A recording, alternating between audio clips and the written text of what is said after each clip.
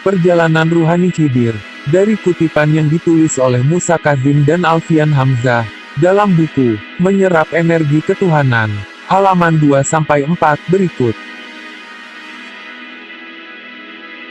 Tapi keinginan Khidir bukan itu. Dia ingin sesuatu yang sempurna, yang abadi, yang bisa menjawab segala ketidakpuasan, sekali untuk selamanya. Tapi, dia juga sadar, bahwa dunia ini terlalu licin untuk keinginan besarnya itu. Singgasana bisa lapuk, kekayaan bisa hangus, kecantikan bisa memudar, hasrat bisa surut. Tapi jiwanya sudah terlanjur gelisah. Pasti ada sesuatu seperti yang dia inginkan itu.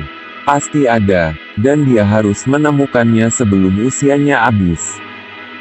Dia kemudian meneruskan pencariannya. Dia mencari dan terus mencari. Hingga akhirnya dia berhenti di sebuah titik. Dia menemukan Tuhan. Awalnya, dia hanya melihat kehadiran Tuhan pada hal-hal yang tampak besar di mata. Pada awan yang berarak. Pada langit yang tak bertiang. Pada bumi yang membentang. Pada sungai yang berkelok. Pada burung yang melayang. Pada manusia yang beragam. Dia terpukau, dan mulai menenggelamkan dirinya dalam ibadah. Ini wujud syukurnya. Dari situ, ia mulai merasakan kejernihan hati dan pikiran. Dia merasa, mulai terhubung langsung dengan Tuhan yang Maha Tinggi. Dia juga senang, bisa menyadari betapa kasih sayang dan perhatian Tuhan, terus menyokong kehidupannya. Membuatnya bisa hadir, dan menikmati segala yang ada di dunia ini.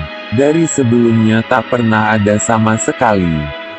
Dia lalu semakin tenggelam dalam peribadahan. Syukurnya menjadi tak putus-putus. Hingga suatu ketika, dia tiba-tiba merasa seperti orang yang sedang digulung tsunami kesadaran baru. Dia mendadak bisa merasakan bahwa dunia yang sedang dia pijak, dunia yang berputar, dunia tempat miliaran orang bergerak ke sana kemari, dunia yang menampung segala keragaman dan tingkah penghuninya, hanyalah sebuah mimpi. Ya, mimpi, ilusi. Semua ini di matanya hanyalah mimpi.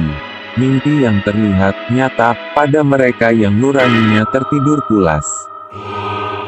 Kini, dalam kesadaran barunya itu, yang dia saksikan hanyalah Tuhan.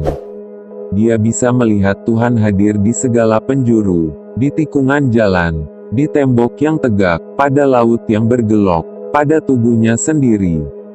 Dia bisa merasakan Tuhan hadir di kedua matanya, dalam desah napasnya, pada lengkung alisnya, pada pori-pori wajahnya, dalam detak jantungnya, dalam denyut nadinya, bahkan lebih dekat lagi.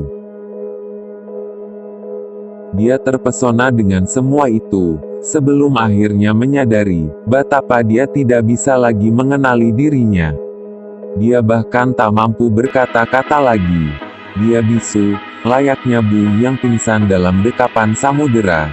Tapi, dalam kesadarannya yang baru itu, dan perasaan dekat, dan akrab kepada Tuhan yang menyertainya, dia masih goyah, seperti nyiur di tepi pantai. Dia belum mampu mengendalikan kesadaran barunya itu sepenuhnya. Dia belum bisa berlama-lama dalam kemesraan dengan Tuhan.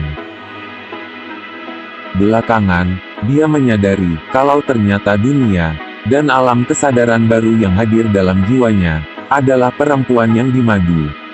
Perhatian kepada yang satu menimbulkan iri kepada yang lain. Dia harus memilih, dan pilihannya jatuh pada yang terakhir.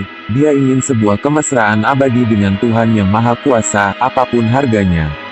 Dia ingin, tak ada lagi mendengar kata perpisahan. Dia mendambakan kebaktian abadi. Tuhan yang Maha Kaya rupanya menjawab semua keinginannya. Zat Maha Agung menarik jiwanya ke dalam kerajaannya, mendudukkannya di dekat singgasana, sebelum akhirnya mengambil alih seluruh dirinya. dan menjadikannya seorang hamba di antara hamba-hamba kami, yang telah kami berikan kepadanya rahmat dari sisi kami, dan yang telah kami ajarkan kepadanya ilmu dari sisi kami. Jalannya kini sudah terbuka lebar. Ilmu langsung dari Tuhan, membuat dia bisa menahan kematian hingga tak kunjung bisa mendekatinya, hingga hari ini. Ilmu, yang juga membuat dia bisa membawa napas kehidupan, kemanapun kakinya melangkah, hingga detik ini.